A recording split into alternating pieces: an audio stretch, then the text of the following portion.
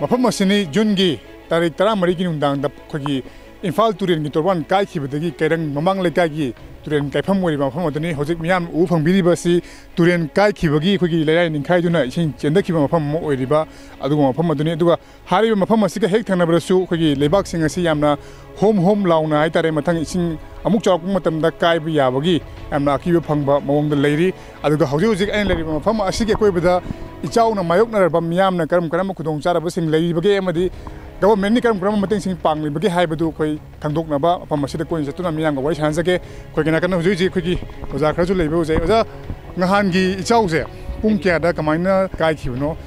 ꯀꯔꯤ ꯍꯧꯖꯤꯛꯅ ꯃꯤꯌꯥꯝꯒꯤ ꯍꯥꯏꯇꯥꯔꯦ ꯌꯥꯏꯐꯅꯕ ꯀꯔꯤ ꯊꯧꯔꯥꯡ ꯂꯩꯔꯤ ꯍꯦꯛꯇ ꯃꯇꯦꯡ ꯑꯃꯇ ꯍꯥꯏꯕꯤꯌꯨ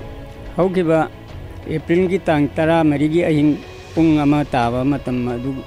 ꯋꯥꯏꯗ ꯃꯐꯝ ꯑꯁꯤꯗꯒꯤ ꯅꯤꯡꯈꯥꯏꯕꯅꯤ ꯍꯥꯏꯔꯤꯕ ꯏꯁꯤꯡ ꯅꯤꯡꯈꯥꯏꯔꯤꯕ ꯃꯐꯝꯁꯤ ꯃꯤꯌꯥꯝꯅ ꯊꯣꯏꯗꯣꯛꯅ ꯀꯥꯏꯒꯅꯤ ꯍꯥꯏꯅ ꯈꯟꯗꯕ ꯁꯥꯐꯕ ꯃꯐꯝ ꯑꯣꯏꯕ ꯊꯣꯟꯖꯗꯅ ꯕꯣꯔꯥ ꯃꯔꯣꯟ ꯇꯧꯅ ꯀꯟꯅꯕ ꯃꯇꯝ ꯑꯣꯏꯕꯗꯨꯗ ꯑꯁꯣꯝꯗ ꯍꯣꯠꯅꯔꯤꯉꯩ ꯃꯇꯝꯗ ꯈꯪꯍꯧꯗꯅ ꯃꯁꯤꯗ ꯕꯠ ꯂꯥꯎꯅ ꯀꯥꯏꯗꯨꯅ ꯑꯆꯧꯕ ꯏꯁꯤꯡ ꯑꯃ ꯊꯣꯛꯈ꯭ꯔꯦ ꯂꯩꯀꯥꯏꯁꯤ ꯌꯥꯝꯅ ꯋꯥꯔꯦ ꯊꯦꯡꯅꯔꯤꯕ ꯍꯦꯛ ꯀꯥꯏꯐꯝꯁꯤꯒ ꯃꯥꯌꯣꯛꯅꯔꯤꯕ ꯃꯐꯝꯁꯤꯡꯁꯤ ꯇꯨꯝꯃꯤꯉꯩ ꯃꯇꯝ ꯑꯣꯏꯕ ꯑꯊꯦꯡꯕꯅꯤꯅ ꯀꯔꯤꯒꯨꯝꯕ ꯑꯝꯇ ꯀꯟꯖꯕꯁꯨ ꯉꯝꯍꯧꯗ꯭ꯔꯦ ꯐꯤꯔꯣꯟ ꯁꯟ ꯌꯦꯟ ꯄꯩꯁꯥ ꯅꯨꯡꯁꯥꯅꯆꯤꯡꯕ ꯑꯃꯥꯡꯕ ꯉꯥꯛꯇ ꯉꯥꯏꯈ꯭ꯔꯦ ꯑꯃꯝꯕ ꯑꯣꯏꯕꯅꯤꯅ ꯄꯥꯊꯔꯛꯏꯕꯗꯨ ꯀꯟꯅꯕ ꯍꯣꯠꯅꯖꯕ ꯂꯩꯔꯤꯉꯩ ꯃꯇꯝꯗ ꯉꯥꯏꯍꯥꯛꯇꯪ ꯄꯣꯊꯥꯅꯕ ꯑꯩꯅ ꯆꯪꯉꯤꯉꯩꯗ ꯃꯐꯝꯁꯤꯗ ꯀꯥꯏꯔꯛꯈꯤꯕꯅꯤ ꯍꯥꯏꯗꯤ ꯌꯥꯝ ꯊꯥꯖꯗꯕ ꯃꯑꯣꯡꯗ ꯍꯥꯏꯇꯥꯔꯦ ꯈꯔ ꯁꯥꯐꯒꯅꯤꯅ ꯈꯟꯕ ꯃꯐꯝꯁꯤꯗ ꯑꯣꯏꯅ ꯀꯥꯏꯁꯜꯂꯛꯄꯅꯦꯕ ꯑꯗꯣ ꯍꯥꯟꯅ ꯂꯩꯔꯤꯕ ꯈꯨꯗꯣꯡ ꯊꯤꯅꯤꯡꯉꯥꯏ ꯑꯣꯏꯅ ꯍꯥꯏꯔꯤꯕ ꯃꯐꯝꯁꯤꯡꯁꯦ ꯁꯤ ꯍꯧꯖꯤꯛꯇꯤ ꯌꯥꯝꯅ ꯁꯦꯐ ꯑꯣꯏꯔꯦ ꯃꯁꯤ ꯃꯊꯪ ꯏꯁꯤꯡ ꯆꯥꯎꯔꯛꯄ ꯃꯇꯝꯗ ꯑꯃꯨꯛ ꯍꯦꯟꯅ ꯈꯨꯗꯣꯡꯊꯤꯕ ꯅꯪꯒꯗ꯭ꯔꯥ ꯍꯥꯏꯕ ꯆꯤꯡꯅꯕꯒꯗꯤ ꯂꯩꯕꯤꯕ꯭ꯔꯥ ꯑꯅꯧꯕ ꯍꯟꯗꯛꯀꯤ ꯏꯅꯧ ꯅꯧꯅ ꯑꯦꯃꯥꯔꯖꯦꯟꯁꯤ ꯋꯥꯛꯇ ꯃꯐꯝ ꯑꯁꯤ ꯀꯟꯇ꯭ꯔꯦꯛꯇꯔꯁꯤꯡꯅ ꯊꯣꯟꯈꯤꯕ ꯃꯐꯝꯅꯤ ꯇꯣꯏꯒꯨꯅꯨꯡ ꯊꯣꯜꯂꯒꯁꯨ ꯇꯣꯞ ꯂꯦꯚꯦꯜꯗ ꯋꯥꯡꯈꯠꯂꯝꯗꯕꯅ ꯍꯥꯟꯅꯗꯒꯤ ꯑꯗꯨꯝ ꯆꯞ ꯃꯥꯟꯅ ꯂꯩꯕꯅꯤꯅ ꯏꯁꯤꯡ ꯂꯥꯛꯄ ꯃꯇꯝꯗ ꯊꯣꯜꯂꯝꯃꯤꯕ ꯃꯐꯝꯁꯤꯗꯒꯤ ꯏꯁꯤꯡꯁꯦ ꯐꯨꯠ 2 ꯅꯠꯇ꯭ꯔꯒ 3 ꯃꯨꯛ ꯀꯥꯕ ꯃꯤꯌꯥꯝꯇꯨꯅ ꯄ꯭ꯔꯖꯥꯅ ꯂꯩꯀꯥꯏꯁꯤꯅ ꯈꯨꯡꯒꯪꯁꯤꯅ ꯗꯤꯄꯥꯔꯠꯃꯦꯟꯠꯀꯤ ꯊꯕꯛ नत्तना कनागुम अमता यावदना अखोइना करिगुम्बा लैजब बोरा करिगुम्बा मयाम अमा पुथोगा मसि मेनब होनजरिङै मफम कारि मफम सिगी हेक थंगनब तोंगान तोंगान मफम क्याम खुदोंग थिनिङै ओइदेबा अदो सिगी मतंगदा गवर्नमेंट हाना हाइखिबा लैबिरबरा हाइबदि सिगी काइफम सिगी हेक थंगना खुदोंग थिनिङै ओइबा मयाम सु लैरि अदुना मसिगी मफम सिंग सिमदि सिमेन बियु काइना हाइखिबा लैरबरा अदो हुजिक हुजिक गवर्नमेंट खंगनिंगबसिना करिनो मतेम दु हाइबि इकोई हिंगांग केंद्र अमसुंग खुराई केंद्र खनबा तारे बाउंड्री नि मफमसि याम नक्नबा अदो हिंगांग केंद्र गे अरोइबा सरुकि ngasi काइरिबा इकोई म्याम लेबिबा मफमसिदगी आइना ngasai हाइजकिबा मीटर 50 मुक लनथोगा मीटर 100 जंखै मुक सांबा इसिंग याम चावना पाथबसि लेबेलिंग तौबिरगा टॉप लेवल दा वांगहनबिबा सोम लापिबा इकोइना हाइजनिंगिबना इचावना नंगख्रबा म्यामसे डिपार्टमेंट साइटगी येंगसनबिरगा अना येक्तिगी कन्नबा अमसुंग चिंजाकसु वारे इकोइदि हौजिक तसेंगनमक चाहिएन थानी मरम अदुना लाकदौरी बसिसु अइकोइ इकुइ कुइदना अइकोइ हाइबम लाकदौरी अदु लैरिबा लैकाइ असि थोइदो हेंदोंना जामना लाइरबा नोंमगि हजरा सुरा साजा मियोबिना Anam ओइबा ngasi ising sin sauna maram orga thabak subu sajadana jamna wana lelaba department sing miyamna natraga government gi side gi mateng pangbiraga ikoi mapung phana mutang hingan bagda matla ohen bi wai bi thamjini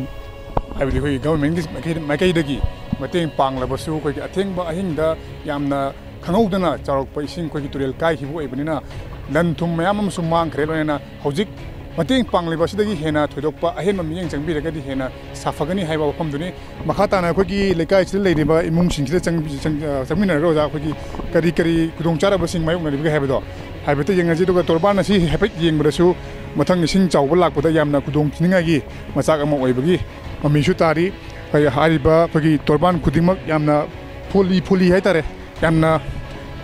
कोइगी यामना अथोटपा इसिंग खितंग हेक Lakpa मतमदा चटखिगदौबा तोरबान ngakta oina tawi masida government ay atu matamda miyeng changhoragadi koigi mathang lakadaba ichawda kitang noisu ngathokpa ngamgani adu kaigumba hariba phibam masida miyeng changhodaba taragadi mathangi nong kanna churakpa ising charakpa matamda hena khudong thiba taba yabagi yakibadi dumak leiri aduga lakai sida leiba miyamna kari kari khudong chara mayonaribi habado amu hangminase ojaidi ising thonggi lan thum kya mangre adu hojojingna koi government mateng kya phongbirage isa yum sile ja pagi shagi oiba lan thum ga kai mangi bakot kiba adu ka jingna leibam na kada ja leibno saba tabu kamain tawri thaibi saba tabu mo tawje koi lambi sida dum pukhalaga mo tawraga angang singa kha tawro kholaga dum maitana kaina mo thuong kholaga sum chare saba diwa adagi ukhi dagi nga ama kana tawbo ko poloina satkiba mo tawbo yamna sokba karam pen da yam leida sida ꯑꯗꯣ ꯍꯧꯖꯤꯛ ꯌꯥꯝꯅ ꯑꯊꯨꯕꯤꯗ ꯒꯣꯔꯃꯦꯟꯅ ꯃꯤꯠꯌꯦꯡ ꯆꯪꯕꯤꯕ ꯄꯥꯝꯃꯤꯁꯦ ꯀꯔꯤꯅꯣ ꯑꯗꯨꯒ ꯑꯝꯇ ꯍꯥꯏꯕꯤꯌꯨ ꯑꯩꯈꯣꯏꯒꯤ ꯃꯤꯠꯌꯦꯡ ꯆꯪꯕꯤꯕꯗ ꯄꯥꯝꯕꯩꯕꯨ ꯒꯣꯔꯃꯦꯟꯅ ꯑꯩꯈꯣꯏ ꯐꯅꯅꯕ ꯇꯧꯕꯤꯔꯝꯕ ꯂꯝꯕꯤꯁꯤꯀꯣ ꯀꯥꯏꯔꯤꯕ ꯇꯣꯏꯔꯤꯕ ꯑꯃ ꯇꯧꯔꯤꯕ ꯈꯣꯠꯂꯤꯕꯁꯤ ꯑꯩꯈꯣꯏꯒꯤ ꯂꯦꯇꯤꯡ ꯋꯥꯟ ꯀꯩꯅꯣ ꯇꯧꯔꯒ ꯄꯥꯏꯟ ꯐꯨꯕ ꯑꯃ ꯇꯧꯕ ꯈꯣꯠꯄ ꯃꯑꯣꯡ ꯃꯔꯤꯟ ꯇꯥꯅ ꯐꯖꯅ ꯁꯦꯝꯕꯤꯔꯝꯕ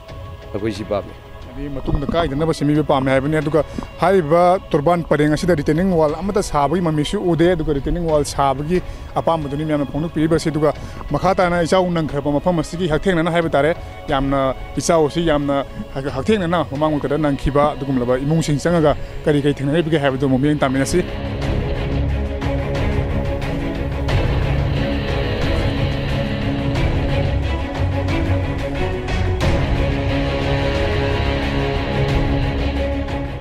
ꯇꯦꯃ ꯏꯁꯤꯡ ꯁꯣꯛꯄꯤꯔꯣ ꯏꯁꯤꯡꯁꯦ ꯀꯔꯤ ꯁꯤꯖꯤꯟꯅꯕ ꯑꯣꯏꯕꯤꯔꯕꯅꯣ ꯏꯁꯤꯡꯁꯦ ꯌꯥꯝꯅꯁꯨ ꯅꯩꯕ ꯃꯥꯜꯂꯦ ꯏꯁꯤꯡ ꯆꯥꯎꯈꯤꯕ ꯏꯁꯤꯡꯗꯤ ꯐꯪꯗꯤ ꯐꯪꯉꯝꯃꯔꯣꯏ ꯑꯗꯣ ꯀꯔꯤ ꯁꯤꯖꯤꯟꯅꯕ ꯑꯣꯏꯕꯤꯔꯕꯅꯣ ꯇꯦꯃ ꯍꯣꯏꯁꯦ ꯆꯥꯛꯈꯨꯝ ꯁꯤꯖꯤꯟꯅꯅꯕꯅꯦꯕꯀꯣ ꯑꯣ ꯌꯨꯝꯁꯤꯁꯨ ꯂꯣꯏꯅꯃꯛ ꯏꯁꯤꯡꯅ ꯊꯨꯝꯖꯤꯟꯈꯤꯕꯒꯤ ꯌꯥꯝꯅ ꯅꯨꯡꯉꯥꯏꯇꯕ ꯃꯥꯜꯂꯦ ꯇꯦꯃ ꯍꯣꯏꯁꯦ ꯌꯥꯝꯅ ꯑꯩꯈꯣꯏꯒꯤ ꯌꯥꯝꯅ ꯐꯤꯕꯝ ꯁꯣꯛꯅ ꯂꯩꯕ ꯑꯩꯈꯣꯏꯒꯤ ꯏꯆꯥꯎ ꯊꯣꯛꯈꯤꯕꯒꯤ ꯍꯥꯏꯇꯥꯔꯦ ꯑꯩꯈꯣꯏꯒꯤ ꯑꯩꯈꯣꯏꯒꯤ ꯇꯨꯔꯦꯟ ꯀꯥꯏꯈꯤꯕꯒꯤ ꯍꯦꯛ ꯅꯛꯅ ꯂꯩꯕ ꯌꯨꯝꯁꯤꯡꯁꯤꯅꯤ ꯃꯌꯥꯝꯅ ꯎꯕ ꯐꯪꯕꯤꯔꯤꯕꯁꯤ ꯑꯗꯣ ꯑꯣꯖꯥ ꯁꯤ ꯏꯆꯥꯎ ꯊꯣꯛꯈꯤꯕꯁꯤꯗ ꯀꯔꯤ ꯀꯔꯤ ꯑꯃꯥꯡ ꯑꯇꯥ ꯊꯣꯛꯈꯤꯕ ꯂꯩꯔꯦ ꯍꯧꯖꯤꯛ ꯐꯥꯎꯕꯗ ꯒꯚꯔꯟꯃꯦꯟꯠꯀꯤ ꯀꯔꯤ ꯀꯔꯤ ꯂꯥꯛꯄ ꯂꯩꯔꯦ ꯃꯇꯦꯡ ꯑꯃꯇ ꯍꯥꯏꯕꯤꯌꯨ ꯒꯚꯔꯟꯃꯦꯟꯠꯀꯤ ꯇꯔꯐꯇꯒꯤ ꯑꯩꯈꯣꯏ ꯍꯧꯖꯤꯛ ꯐꯥꯎꯗ ꯆꯦꯡ ꯀꯦꯖꯤ 10 ꯃꯨꯛꯀꯤ ꯆꯥꯡꯗ ꯏꯟꯕꯤꯔꯛꯑꯦ ꯒꯚꯔꯟꯃꯦꯟꯠꯅ ꯑꯗꯣ ꯍꯧꯖꯤꯛꯇ ꯑꯩꯈꯣꯏ ꯑꯋꯥꯕ ꯃꯥꯌꯣꯛꯅꯕꯁꯦ ꯔꯤꯂꯤꯐ ꯄꯦꯀꯦꯠ ꯍꯥꯡꯕꯗ ꯗꯝꯄꯨꯔ ꯐꯪꯗꯕ ꯌꯥꯝ ꯌꯥꯎꯔꯤ ꯑꯗꯨꯒ ꯂꯝꯕꯤ ꯁꯣꯔꯣꯛꯁꯨ ꯁꯦꯝꯖꯤꯟꯕ ꯂꯧꯗ꯭ꯔꯤ ꯑꯗꯨꯒꯤ ꯃꯊꯛꯇ ꯑꯩꯈꯣꯏꯅ ꯋꯥꯔꯤꯁꯦ ꯑꯉꯥꯡ ꯅꯨꯕꯤ ꯑꯅꯥ ꯑꯌꯦꯛ ꯌꯥꯎꯕ ꯍꯧꯔꯛꯑꯦ ꯁꯤꯅ ꯑꯩꯈꯣꯏ ꯌꯥꯔꯒꯗꯤ ꯗꯤꯄꯥꯔꯠꯃꯦꯟꯠꯅ ꯑꯊꯨꯕ ꯃꯇꯝꯗ ꯌꯦꯡꯁꯤꯟꯕꯤꯕ ꯄꯥꯝꯃꯤ ꯑꯩꯈꯣꯏ ꯃꯦꯗꯤꯀꯦꯜ ꯀꯦꯝꯞꯀꯨꯝꯕ ꯇꯧꯕ ꯂꯩꯇ꯭ꯔꯤꯕꯣ ꯂꯩꯀꯥꯏꯁꯤꯗ ꯃꯦꯗꯤꯀꯦꯜꯁꯦ ꯉꯔꯥꯡ ꯂꯥꯛꯑꯝꯃꯤ ꯍꯥꯏ ꯑꯩꯈꯣꯏ ꯔꯤꯂꯤꯐ ꯀꯦꯝꯞ ꯍꯥꯡꯕ ꯃꯐꯝꯗꯗꯤ ꯌꯧꯁꯤꯟꯕꯤꯔꯛꯂꯝꯗ꯭ꯔꯦ ꯂꯥꯛꯇꯤ ꯂꯥꯛꯑꯝꯃꯦꯅ ꯃꯊꯛꯂꯣꯝꯗ ꯑꯗꯨꯗꯤ ꯊꯛꯅꯕ ꯏꯁꯤꯡꯁꯦ ꯏꯇꯩꯃ ꯑꯃꯁꯨ ꯁꯤꯗꯒꯤ ꯏꯁꯤꯡ ꯁꯤꯖꯤꯟꯅꯕ ꯑꯣꯏ ꯀꯜꯂꯒ ꯊꯛꯅꯕ ꯏꯁꯤꯡꯁꯦ ꯀꯩꯅ ꯁꯤꯖꯤꯟꯅꯔꯤ ꯑꯩꯈꯣꯏ ꯏꯁꯤꯡꯁꯦ ꯉꯔꯥꯡ ꯈꯔ ꯏꯜꯂꯝꯃꯦ ꯀꯣꯔꯐꯨ ꯑꯃꯃꯝ ꯑꯗꯣ ꯃꯊꯪ ꯇꯥꯕꯗꯤ ꯑꯩꯈꯣꯏ ꯂꯥꯛꯇ꯭ꯔꯤ ꯊꯥꯕꯤꯔꯛꯀꯅꯤꯗꯤ ꯍꯥꯏ ꯑꯗꯣ ꯍꯧꯖꯤꯛ ꯐꯥꯎꯗꯤ ꯂꯥꯛꯇ꯭ꯔꯤ ꯏꯁꯤꯡ ꯑꯁꯤꯗꯤ ꯌꯥꯝꯅ ꯃꯔꯨꯑꯣꯏꯕ ꯄꯣꯠꯆꯥꯛ ꯑꯃꯁꯨ ꯑꯣꯏꯕꯅꯤꯅ ꯌꯥꯝꯅ ꯋꯥꯔꯝꯒꯗꯕ ꯃꯥꯜꯂꯦ ꯑꯗꯣ ꯑꯩꯈꯣꯏꯒꯤ ꯒꯚꯔꯟꯃꯦꯟꯠꯀꯤ ꯔꯤꯂꯤꯐ ꯃꯦꯇꯔꯤꯌꯦꯜ ꯂꯥꯛꯄ ꯃꯇꯝꯗ ꯏꯁꯤꯡꯁꯦ ꯀꯌꯥꯃꯨꯛꯀꯗꯤ ꯊꯨꯡꯕꯤꯕꯒꯦ ꯏꯁꯤꯡ ꯀꯣꯔꯐꯨ ꯑꯅꯤꯒꯨꯝꯕ ꯊꯨꯡꯉꯤ ꯌꯨꯝ ꯑꯃꯗ ꯍꯥꯏꯇꯥꯔꯦ ꯌꯨꯝ ꯑꯃꯗ ꯑꯗꯨꯗꯩ ꯍꯦꯟꯕꯗꯤ ꯍꯥꯏꯔꯤꯕ ꯀꯣꯔꯐꯨ ꯑꯅꯤꯁꯤꯅ ꯀꯣꯟꯅꯕ ꯉꯝꯕꯤꯕ꯭ꯔꯣ ꯅꯠꯇ꯭ꯔꯒ ꯑꯇꯩ ꯀꯗꯥꯏꯋꯥꯏꯗꯒꯤ ꯁꯤꯖꯤꯟꯅꯕꯤꯕꯒꯦ ꯑꯩꯈꯣꯏ ꯏꯝꯐꯥꯜ ꯇꯨꯔꯦꯟ ꯀꯥꯏꯈꯤꯕ ꯇꯨꯔꯦꯟꯁꯤꯗꯒꯤ ꯈꯔ ꯂꯧꯈꯠꯂꯒ ꯑꯗꯨꯝ ꯁꯤꯖꯤꯟꯅꯕ ꯌꯥꯕ ꯐꯤꯖꯤꯒ꯭ꯔꯤꯒꯨꯝꯕ ꯗꯤꯁꯤꯡ ꯄꯥꯎꯗꯔꯒꯨꯝꯕ ꯍꯥꯞꯄꯒ ꯁꯤꯖꯤꯟꯅꯕ ꯌꯥꯕ ꯈꯔ ꯁꯤꯖꯤꯟꯅꯔꯦ ꯑꯗꯨ ꯃꯉꯥꯏꯔꯦ ꯑꯗꯣ ꯑꯩꯈꯣꯏꯒꯤ ꯄ꯭ꯔꯣꯕ꯭ꯂꯦꯝꯗꯤ ꯍꯧꯖꯤꯛ ꯑꯋꯥꯕꯒꯤ ꯂꯩꯀꯥꯏ ꯌꯨꯝꯅꯥꯛ 200-300ꯁꯦ ꯑꯋꯥꯕ ꯌꯥꯝ ꯑꯣꯏꯔꯦ ꯑꯩꯈꯣই ꯔꯤꯂꯤꯐ ꯀꯦꯝꯞꯁꯦ ꯑꯩꯈꯣই ꯁꯣꯔꯣꯛꯁꯤꯗ ꯑꯗꯨꯝ ꯑꯣꯏꯔꯤꯀꯣ ꯍꯧꯖꯤꯛꯀꯤꯕꯨꯗꯤ ꯑꯗꯣ ꯗꯤꯁꯄꯦꯟꯁꯔꯤ ꯑꯃ ꯑꯩꯈꯣই ꯂꯩꯌꯦ ꯁꯤꯗ ꯁꯪꯒꯥꯗ꯭ꯔꯤꯕ ꯑꯃ ꯑꯗꯨꯗ ꯑꯆꯟꯕꯅ ꯑꯗꯨꯗ ꯔꯤꯂꯤꯐ ꯀꯦꯝꯞ ꯍꯥꯡꯉꯒ ꯊꯝꯃꯤ ꯆꯟꯗꯕ ꯃꯈꯩꯅ ꯑꯩꯈꯣꯏ ꯁꯣꯔꯣꯛꯇ ꯑꯗꯨꯝ ꯀꯦꯝꯞ ꯁꯥꯔꯒ ꯑꯗꯨꯝ ꯂꯩꯅꯔꯤ ꯃꯥꯅ ꯉꯝꯅꯕ ꯑꯗꯨꯝ ꯑꯀꯪꯕ ꯖꯒꯥ ꯈꯜꯂꯒ ꯂꯩꯅꯩ ꯍꯥꯏꯕꯅꯤ ꯑꯗꯨꯒ ꯁꯣꯝꯗ ꯑꯃꯨꯛ ꯂꯥꯛꯑꯒ ꯑꯩꯈꯣꯏꯒꯤ ꯑꯉꯥꯡꯁꯤꯡꯁꯨ ꯂꯩꯕ ꯂꯩꯈꯣꯝꯃꯛꯇ ꯑꯗꯒꯤ ꯁꯣꯝꯗ ꯂꯩꯔꯤꯕ ꯌꯨꯝꯁꯤꯡꯁꯨ ꯑꯃꯨꯛ ꯆꯠꯂꯒ ꯀꯔꯤ ꯀꯔꯤ ꯈꯨꯗꯣꯡꯆꯥꯗꯕꯁꯤꯡ ꯃꯥꯌꯣꯛꯅꯔꯤꯕꯒꯦ ꯍꯥꯏꯕꯗꯣ ꯑꯝꯇ ꯌꯦꯡꯃꯤꯟꯅꯁꯤ ꯇꯃꯣꯏ ꯀꯃꯥꯏ ꯁꯤꯒꯤ ꯏꯆꯥꯎꯁꯤꯗ ꯀꯔꯤ ꯀꯔꯤ ꯂꯟ ꯊꯨꯝ ꯃꯥꯡꯈꯤꯕ ꯈꯣꯠꯈꯤꯕ ꯂꯩꯕꯤꯕꯒꯦ ꯑꯗꯨꯒ ꯒꯚꯔꯟꯃꯦꯟꯠꯅ ꯀꯩ ꯃꯇꯦꯡ ꯄꯤꯕꯤꯔꯛꯑꯕ ꯒꯚꯔꯟꯃꯦꯟꯠꯅ ꯆꯦꯡ ꯀꯦꯖꯤ 10 ꯈꯛ ꯄꯤꯔꯛꯏ ꯑꯗꯒꯤ ꯍꯋꯥꯏ ꯀꯦꯖꯤ ꯑꯃꯒ ꯊꯥꯎꯒ ꯑꯩꯈꯣꯏꯗꯤ ꯃꯥꯡꯕ ꯌꯥꯝ ꯃꯥꯡꯈ꯭ꯔꯦꯗ ꯐꯤꯔꯣꯟ ꯑꯗꯒꯤ ꯂꯣꯏꯅ ꯀꯣꯜꯂ ꯏꯁꯤꯡ ꯃꯥꯏꯁꯤꯡ ꯄꯩꯁꯥꯗꯩ ꯆꯤꯡꯅ ꯂꯣꯏꯅ ꯃꯥꯡꯈ꯭ꯔꯦ ꯇꯨꯝꯕ ꯈꯣꯠꯄ ꯆꯥꯛ ꯊꯣꯡꯕ ꯈꯣꯠꯄꯁꯤꯕꯨ ꯀꯗꯥꯏꯗ ꯃꯊꯛꯇ ꯃꯊꯛꯇ ꯁꯣꯔꯣꯛ ꯃꯌꯥꯝ ꯑꯩꯈꯣꯏꯒꯤ ꯇꯨꯝꯐꯝ ꯆꯥꯐꯝꯁꯦ ꯂꯩꯇꯕꯗꯒꯤ ꯁꯣꯔꯣꯛꯇ ꯇꯨꯝꯃꯦ ꯍꯥꯏꯕꯒꯤ ꯋꯥꯐꯝꯅꯤ ꯃꯌꯥꯝ ꯐꯣꯡꯗꯣꯛꯄꯤꯔꯛꯏꯕꯁꯤ ꯑꯗꯨꯒ ꯏꯁꯤꯡꯁꯦ ꯍꯥꯏꯇꯥꯔꯦ ꯏꯁꯤꯡꯁꯦ ꯌꯥꯝꯅ ꯃꯔꯨꯑꯣꯏꯕ ꯄꯣꯠꯅꯤ ꯑꯗꯨꯒ ꯏꯁꯤꯡꯁꯦ ꯑꯁꯤꯒꯤ ꯑꯩꯈꯣꯏꯒꯤ ꯂꯩꯈꯣꯝ ꯂꯩꯅꯥꯡ ꯃꯔꯛꯇꯒꯤ ꯏꯁꯤꯡ ꯁꯣꯛꯀꯠꯂꯒ ꯁꯤꯖꯤꯟꯅꯅꯕ ꯁꯣꯛꯀꯠꯄꯁꯨ ꯎꯏ ꯑꯗꯣ ꯏꯁꯤꯡꯁꯦ ꯀꯌꯥꯃꯨꯛ ꯌꯥꯝꯅ ꯋꯥꯕꯒꯦ ꯑꯗꯨꯒ ꯑꯩꯈꯣꯏ ꯒꯚꯔꯟꯃꯦꯟꯠ ꯁꯥꯏꯠꯇꯒꯤ ꯃꯇꯦꯡ ꯄꯥꯡꯉꯦ ꯍꯥꯏꯁꯤꯗ ꯏꯁꯤꯡ ꯀꯌꯥꯃꯨꯛꯀ ꯄꯤꯕꯤꯔꯛꯄꯒꯦ ꯏꯁꯤꯡ ꯀꯣꯔꯐꯨ 2 ꯐꯪꯉꯦ ꯑꯗꯩ ꯃ ꯐꯪꯗ꯭ꯔꯤ ꯉꯁꯤꯐꯥꯎ ꯅꯍꯥꯟ ꯇꯥꯡ 14ꯗ ꯀꯥꯏꯕꯅꯤ ꯑꯗꯨꯒ ꯉꯁꯤ ꯐꯥꯎꯗ ꯀꯣꯔꯐꯨ 2 ꯈꯛ ꯐꯪꯉꯦꯕ ꯑꯗꯣ sida kari kari government haning bulai bage award pa hatare ising dabu ero adu ana laingi maram dabu ero kai hanin bining bage khodi yam ne haningi yam amanga ta thokramina dagi imung chawa bata banina dagi angang mining hippi chlai angang nu bisuna ba yak pajau gel dai paisa nung cha su loina taw khot pa yaw na khra ko le ising maching jo dan karim ta laitre ba imung chi hojikse korfu ani duna di ising ni konara moin khale ado thakna ba ising jidi kamai taw lum ma sisina brana tra kadai wadi lum pham do laite ba krai da lum ni sing lang so ma ta nu yom cha dramina gas ng ras loina thung khramina aduna khoi chi ma pham marang ama khang dre da adi khoi gi thakna ba ising asi yamna maru oi bai tare mai lenabasinga khoi thaknabasing asi hariba mafam asida atu matamna phanghanbiragadi hena khudong chagani sida leiba myoi sing asi khoi angang su yam leiba aduga yumgi changlia daba khoi masa kaya amasu yamna watpagi aduga loina naragelakpa matamda khoi medical camp singba hangbidaba sina maram oiraga miyanu khudong charba duki matik mayonori haibani makha tana somna leiba yum sinida musanga kari kai targa tamdu iminasi Soalnya saya pergi pi jod ke pergi memang pi power soalnya pet uri, yum singa sih anam ayam mana lemak lekom toksel lega, kan kudung sada bawa mana lagi pergi mami tahu apa panggil, hari power dah somna sangat gak pergi, keram mana lagi pergi apa yang saya. Government dagi di amna karena apa pangri ceng keji taraga Hawaii keji amaga asta botalam gadi pangai tuga imung manunggi oiran di aku gas ki rate kai langoi memang thomjan dana yadre mo paka suloi na langoi na tawduna dagi phiron upu gi phiron amte lauba yadre yung ni angang makai su angang lambi chot panina mako ingkat panina lok lai hauta gu na nara lai ka sulaw thakna ba ising ju anai bangak to oi banina thakna ngai gi yamna maru oire ising gi Tumba di sekarang sejauh mana? tumba di surok ta tumme manung chang ba yadre Memang si aku yang betul lebam, memang masih pergi lagi di bawah elip camp singa si cendera maram na pergi sorok tanah yang betul mehai bani, aduh hari film masih dah amu kan nong jual lak pun terkait jauh tolak pun taraga di hena kudung sini lagi masak amu ori, maka tanah hari film apa masih aku yang betul kari kudung sini lagi oi, bapa kudung cakap apa kia lagi hei betul mungkin yang tamin nasi. Ising jauh betul lagi kangtuan film anta yadre, lagi ada misalnya jangkam tempom laitre itu sorok mapan dalam ini hipe Kang dari kari hai itu mesti gian. Tumba sih kita itu mi bagai. Tumba di surau mata ketumai ke lain. Surau ketumai apa? Adi relief camp singa si canda bani na. Aduh relief camp kerja yang sahaning bagai pambal lebih dengan bani soalnya. Sahaba pameh. Kerja yang sahara koi dari pamlai pameh itu tahu mari di cang biak itu koi amang tayam lari im kai tie. Lagi cakum janai apa pamlai itu loh ina surau itu loh ini putus itu nong tabani na sudah hura thongi koi. Yamna nungai taba hai betara koi mapam singa sudah duki mati awak mana Thalle hai bani mapam singa sida yamna ahin mami yang macam bidragadi nong sulep na curi bamaram na duki mati kudong chada kaya ama hengelakani hai basi yam yaki bani duga makata na somna lei ba yum singa sida kari karamna lei ba hai badomok injin sake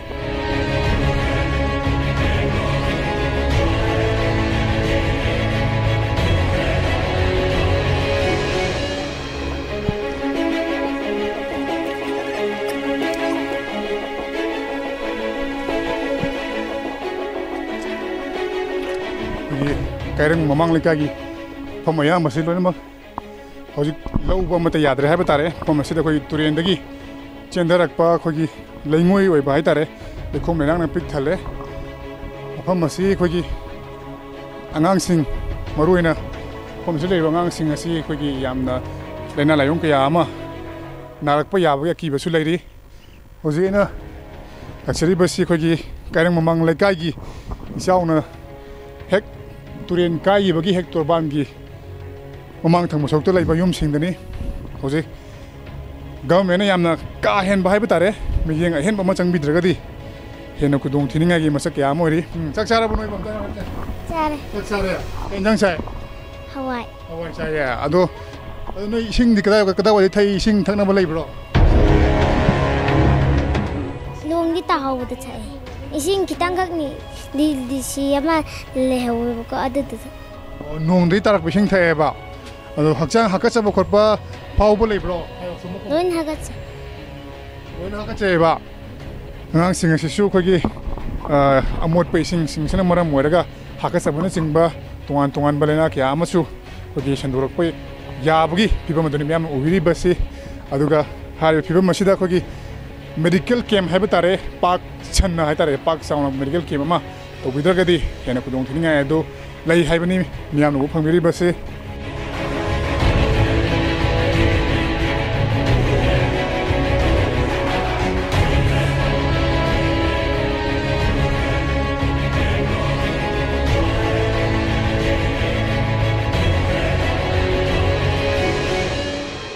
nong su selak pemaram na miyam su hena kudung chadaba kaya ama mayu nari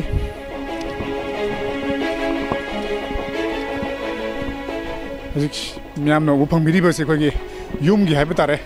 blanket kumba ko gi aying badagi nga thong na ba sup na ba phiron sing ase chosan ki bana mara moraga ya laga thamu dum yam na uri base oja sing chaw gi base sida imung gi oiba lan thum kya amang ta thokre hojik phawda government gi mateng na kyam phangla bage duga imung gi oina man chang hai tare sa san oiro mo oiro kyam yam na mang ta thokre tam ai ji matam ji ising isau thok matam sida yum de le hodre ai guwati da na bai sa lokanda ai isan nupi si thamam bani ai akoi isan nupi khoi di moirang kauta dei ni adu moina ising isau si problem si khangda bana maram moiraga moi di mathwai hingna ba moi chen tho khre duna ai gi di loina luptana akoi beda le ramba tin lang kha ja ba ka do ba hameng adagi tin ti adagi nganu ye loina loin si hirame tamang khribe taw khribe si khribe loina problem khudima loina mang khre haibadi ayambana imunggi oiba sa san haming na sing phawda we amang da thokre duga galairiba gari sing asi phawda ising manung da laikhiba maram na hojek yagadra ranta yagodra haibasi tamang amdre ado teba kana thakna hoi sing jibu kaino ibidi ke sik gari am te ising ji phangdre ba ko ngarang de khoi han phawdi lairaga thae ba ising ji nong taraga thae ba ade kirpan tawi pibidre ba moina ko ising kaiba ma pa da kirpan pibidre moina tawrisi ado khoi sem pali mena khoi kana ba kari su laitre lambi si nong halaita sum thola ga laire adu khatang phajana thonbidre hoji kaira bani ni sa su layeng ba khoi di gwati de lairui khoi pochai man chalang ba di pumang mang bani masi engjan bi ba su laitre moina tawrisi karam main tawri musi tai moi chu khang bangam imung chu ji kholu yauri sak thongpham laite khoi chu khola da mayang marak ta khara napi du ngarang ko du yam wa ba problem de ji sana ba si guli ma chan ngai laite khoi yang wana na khot nai haibadi yamna ahim mi eng adu changhau dragari hena kudong cha da ba ke ama mayok na ni haibani aduga hojik nong ju yam kana chu tharak pana maram moraga hoje makha ta na khogi torban haiba tare hoje sai khogi ojama chu tak pirak pa hai riba imphal turen gi saruk amu oiriba karang mamang lekai gi torban sing asi chatuna apam karam ba hena kudong thiningai oibage haibado muk iminasi yum musule ma male sangoi gumba ke gumma sau chuna maram oiraga chenthak khiba loima kai toi thokhibagi mami ma chaung ta ba phangi duga somda leiba sina khogi ising isau chuna maram oiraga imung amagi sinda ba yadraba athaba piron sing phamasida khogi phawdokpagi mami tare du phawdoklabasu khogi nongsi sum lepton juselakpa maramna miyamna kaigumba aying asa haibadi nongjugi ayingba khogi ayingba sing ayingba phawrokpa kholkpa dagi ngathokpada yamna kudong thiningai gi khogi pibam maduri domak leiri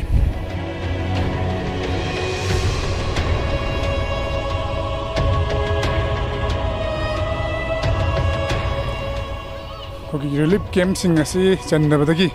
lambi mathakta hai bitare lambi mathakta khogi dambul khalaga miyamna laibagi mawong ni zik khombi basi doga somda leibiri basi na khogi ising tumin khaba mafam sing imungi maru iba piol sing loina ma khogi isingna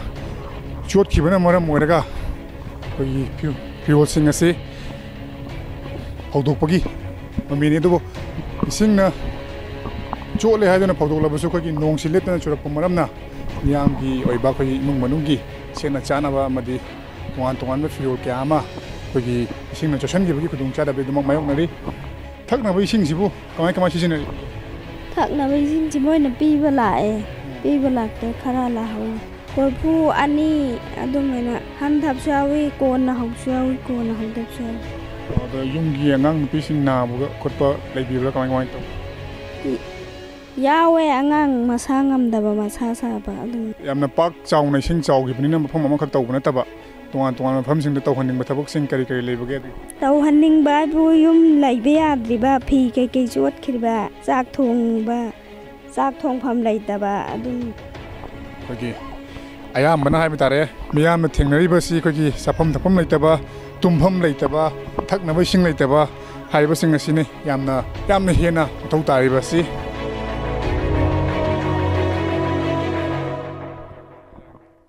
mafam asigi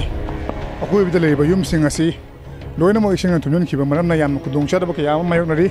tongan ma yum ge ba sijina ga da ba maro ba piol sing loina session khiba na maram moraga koi mo khagi mangol da hai mo khagi sumang da phawdok tuna piol sing asi kangna ba khonari du nongsu marom da lep tuna so selakli duga hai ba sing asi ni khagi kereng da hoji ori ba fibam miyam nadi medical camp madi relief camp sing ba kaya ama paket khrena khogi government gi side gi su khogi ngarang mak chief minister na phongduk pirak pada khogi paket piya bathau paket po haukhre miyam gi relief camp kayam hangdokre hari dubo karam gi mafam asida di khogi tongan ba laijiba miyam na khogi relief camp gi material sing mapung phana phangdaba phanglaba su sina pham khangdaba amadi thaknaba ising amadi tumpham chafam laitabi khudong chadabdi duki matik yamna khudong thingai oi mawongda yamna khudong chadaba si mayongduna lairi lambi mathakta dambu khalaga miyamna khogi nungdang matamda hipnaba chanaba thongnaba mafam se semna thamle khogi tumpham chafam laitabadagi dambu khanno lambi mathakta miyamna tumbagi tumlaba yam nimam uri bas kam tanga jage sida khogi lai baza mi kyamuk lai sigum amda lambi mathak lai khoi che lai se khoi mi se ayamba yum kai se thum gi yum kai ayam loi thum re do ba khoi kolup sigi oina taram se khoi che nabor ani se khoi pulap na yam wa lai jabane ado khoi mari lai da khoi gi kendra sigi chemida so bi ba sirin thomba bilen edi yam wa lai le khoi se aduna bi pungning ting sening aduna yum kai che lai thum na ga ayamba ado maru oina yum kai se sembireknaba haidini haibadi hoji moki wana di yamna kudong chada ba kya amasu mayong na redubu ising thumjan khiba amadi ate akai nang khraba yum sing asi chief minister khoi lamdam asigi su MLA oi ba chief minister na miyeng changning bagi apa maduni myana phongdu pire ba se makhata na chongi torban singda kari kudong chada ba leiba ga habdu jam thina serious na soise cham ni phujang khaisida khoi tampur ki kem piragari kem yo na thara isina sumnagi kunthani bukhtare ba masina oiba yada ba aduna jam khudong thiba keno do lairi ba huji ki oina kairi bi area segi mipum parja chamaga ni phujang khaigi keno sinda paktok chabani paktok cheda tare bi agenda adi kamai tage da akhoi si hojik thi lonam ban sema matam da keno oina hoi thikagi keno dagi di semhaning ba pamdra ba department na kai dagi oina semhan ba pam ba ni miang mot am leijare pomsi koi ba season ba se koi turian gi sin namona koi leingang gum mai tare su mai sing si koi chak thong bu kon ba piju pijam gi na su mu season ai ko gi na diduga yamna ka hena wari ba si koi thakna ba sing leita ba si yamna ku dong cha da ba mani adu ko na thakna ba sing leita ba khak natana tongan ba na laengi kaya koi ana laeng kaya amu su tholai hai ba gi koi wakatu ni myam bi bi ba si khata na yang ne si mafam asi su koi gi asang ba turban pareng ma hai tare meter gi yang khai mu gi changda namthaba yabagi ki beleri agi oide leri basina ko gi infal tureni asigi yamba haibitare kerang mamang lekai gi oi batorban singa si anamana reni wasu sade aduga hai ri beleri batorban singa si ninkhai ba yabagi akiba haibitare adi torban singa si hek yengbada ko gi poli gumna thothot lawba ma pangal yaudaba torban to oina oi aduga somda uri basina ko gi jun tara marigi haibitare haukiba jun tara marigi numidang ahing athengmada kaikiba mafam aduni duga hariba mafam asdagi ising torban kaibadagi ising chawna mara morga kairangi oina haibitare yum chamromgi changda hojik ma khogi thomjen duna haibitare ising gangrabasu lakhom lenangom leiduna yamna khudong chadaba kayama mayoknari aduga hariba phibam asida hojik paliba lengang asina yamna ahen miyeng changmiduna haibadi relief camp masing hengalanba medical camp pangthok piba lonana lairiba kudong chadriba imung sing asida lakpiduna chanaba thaknaba maruina thaknaba sing phangriba si yengsin biraga lonana hariba sing asigi mathakta lairiba turbangi phibam sing asi matam charingada yengsil lawraga mathangi sau lakpa fawbada kudong thibida yathok pina ba khona bitaragadi yamna kudong chagani haibani hariba sing asi government miyeng changhaudragadi hojik thingnariba kudong chadaba sing asidagi hena kudong chadaba ke yam mayok naba yabagi kibadi adubak leri camera person direct license lona parom jariba ai Petromem Premchan Impact News Keirang